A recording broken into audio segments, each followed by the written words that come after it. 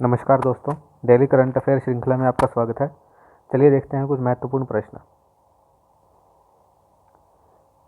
अक्टूबर 2022 में FIFA under 17 महिला विश्व कप कहां आयोजित होगा? हमें बताना है कहां आयोजित होगा फीफा अंडर 17 वुमेन का world cup. Australia, New Zealand, Bharat या इंग्लैंड? बताइए इसका उत्तर। सही उत्तर होगा सी, इंडिया में। देखिए, अंडर 17 महिला विश्व कप अगले साल 11 अक्टूबर से 30 अक्टूबर तक भारत में आयोजित होगा। भारत में पहले 2020 में यह विश्व कप होना था, पर कोविड-19 के कारण रद्द हो गया। अब फीफा परिषद ने भारत में 2022 अंडर 17 विश्व कप की तारीखों को मंजूरी दे दी है। फीफा के अध्यक्ष हैं जियानी इन्फेंटिनो और इसकी स्थापना हुई थी 21 मई 1904 को। मुख्यालय है ज्यूरिख, स्विट्जरलैंड में। अगला प्रश्न, निम्नलिखित में से किसे टेम्पल्टन पुरस्कार 2021 के विजेता के रूप में घोषित किया गया है?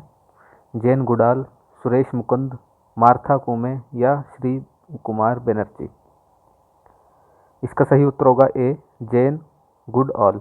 देखिए, सुरेश मुकुंद है जो इन्हें इंटरनेशनल कोरियोग्राफी का पुरस्कार दिया गया है। यह पहले भारतीय बने हैं जिसे कोरियोग्राफी का पुरस्कार दिया है।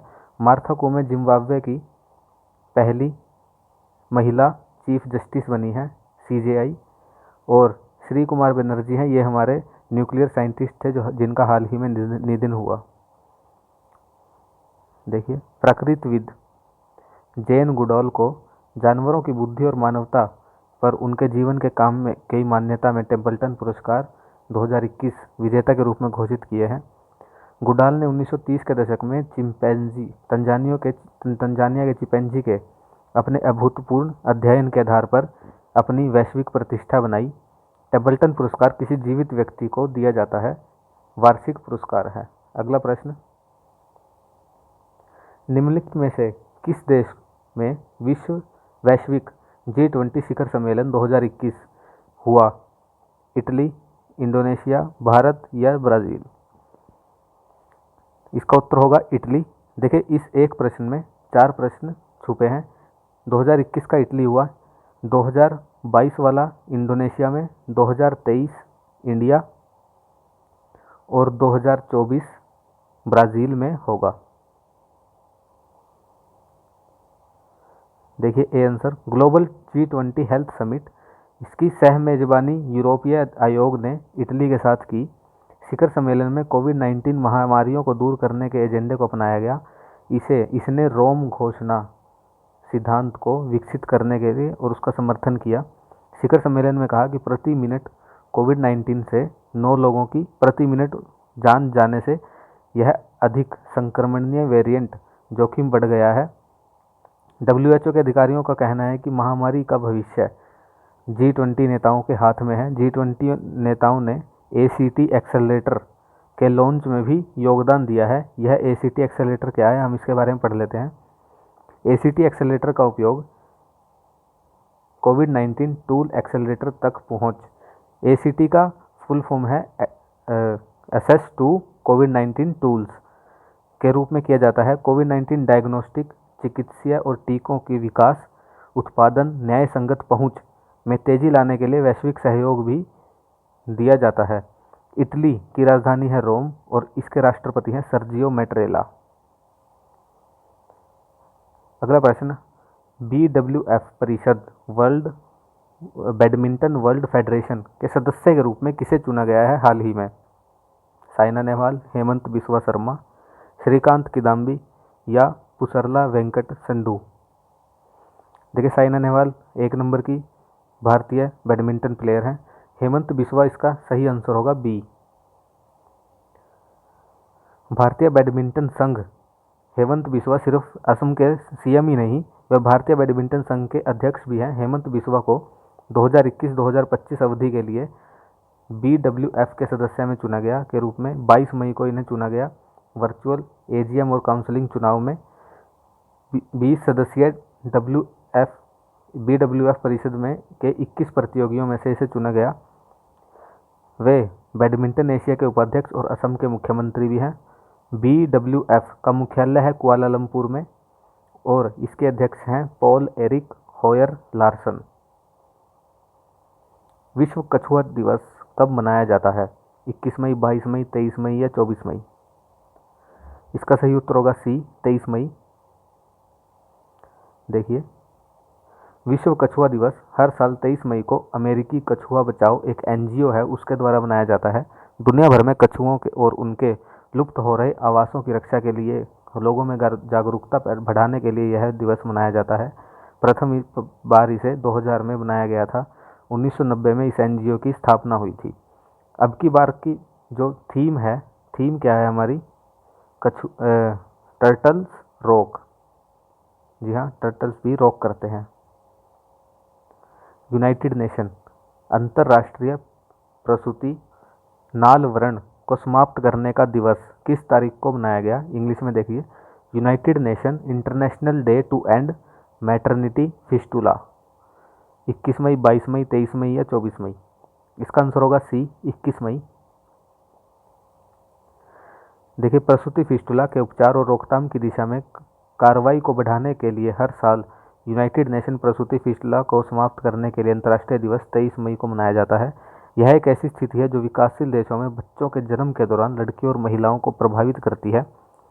जागरूकता बढ़ाने और प्रसूति फिस्टुला को समाप्त करने के लिए के दिशा में कार्यों को तेज करने के साथ साथ सर्जरी के बाद फॉलोअप और फिस्टुला रोगियों पर नजर रखने के लिए भी यह दिन मनाया जाता है।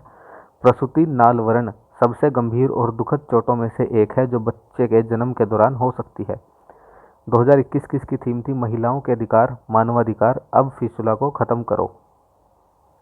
अगला प्रश्न, अंतर्राष्ट्रीय हस्ती युआन लोंगपिन का हाल ही में निधन हो गया। वह किस गतिविधि से संबंधित थे? वे चीन देश के थे। युआन लोंगपिन पर्यावरणविद, वैज्ञानिक, साहित्यकार या मानवाधिकार कार्यकर्ता? इसका आंसर होगा बी, वैज्ञानिक। वो एक एग्रीकल्चर साइंटिस्ट थे। एक चीनी कृषि वैज्ञानिक युआन लोंगपिन, जिनकी हाइब्रिड चावल में सफलता ने चीन को खाद्य सुरक्षा प्रदान की, दुनिया भर में कृषि को बदल दिया, 91 वर्ष की आयु में निधन हो गया। उन्हें चीन में हाइब्रिड चावल के पिता के रूप में माना जाता था। 2004 में उन्हें विश्व खाद्य पुरस्कार से सम्मानित किया गया। यह पुरस्कार उच्च उपज वाली संकरा चावल किस्मों के प्रजनन के लिए आवश्यक आनुवंशिक सामग्री और प्रौद्योगिकी को विकसित करने के लिए उन्हें दिया गया था। विश्व खाद्य पुरस्कार के बारे में जान लेते हैं। विश्व खाद्य पुरस्कार उन व्यक्तियों की उपलब्धता को मान्यता देने के लिए दिया जाता है जिन्होंने दुनिया में भोजन की गुणवत्ता, मात्रा, उपलब्धता में सुधार करके मानव विकास को उन्नत किया।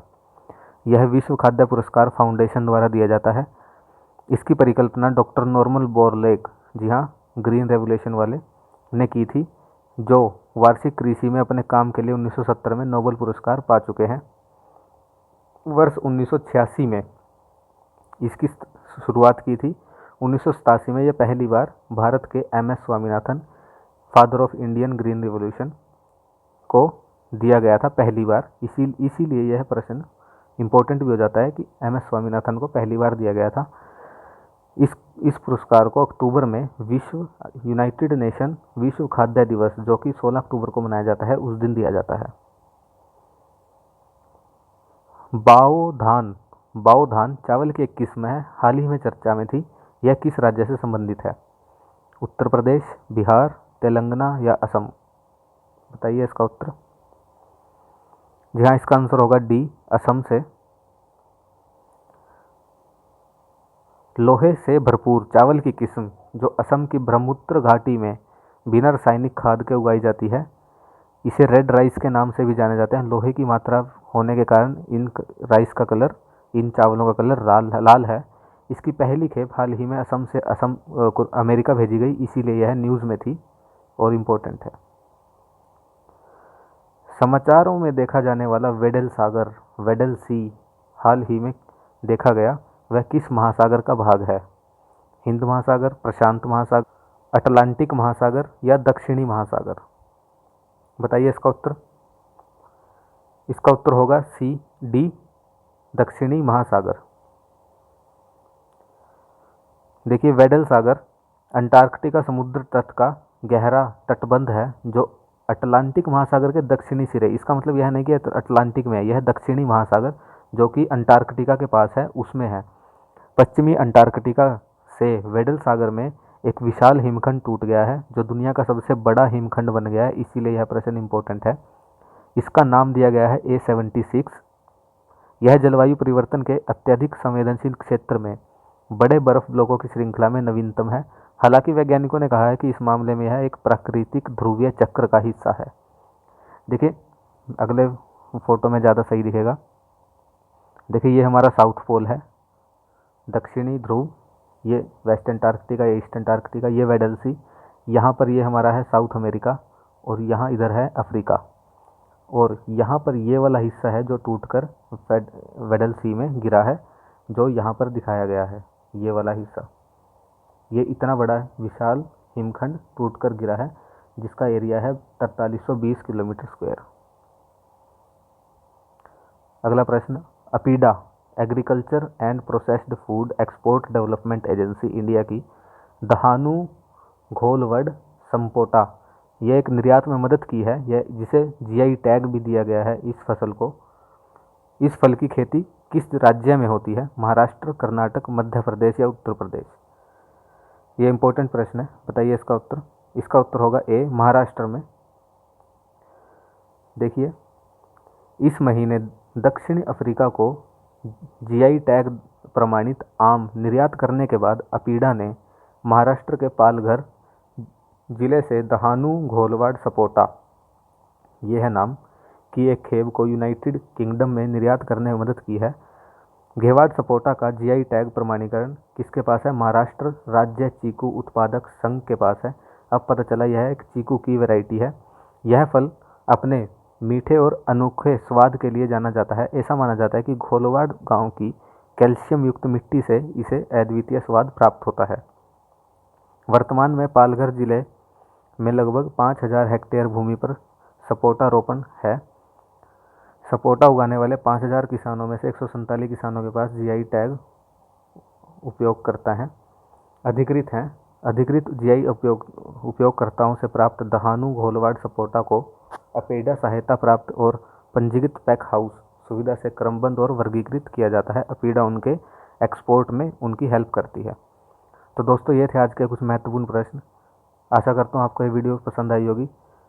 धन्यवाद।